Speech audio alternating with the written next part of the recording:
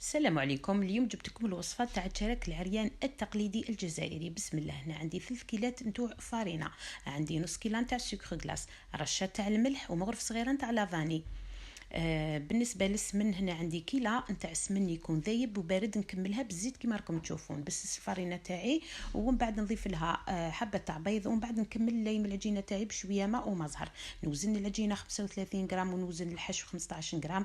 نجي نفتح العجينه تاعي هكا على شكل مثلث، ندير هذاك الحشو كما راكم تشوفوا، ونخدم الهليلات تاعي. بعد ما نكمل كامل الهليلات هذوك، شوفوا نشكلهم بهذا الشكل هذا، نخليهم يريحوا شويه، ومن بعد نجي ندهنهم بشويه. عندي بيضه كامله بعد ما نخلطها نمسحهم هكا ونرمدهم بالكاوكاو. هنا رمدوهم مليح، ومن بعد طيبوهم وحمروهم مليح في الاخير، يعني كي يطيبوا خليهم يبردوا، بعد رشوهم بالسكر غلاس هكذا باه نعطولو شويه حلاوه. وهذه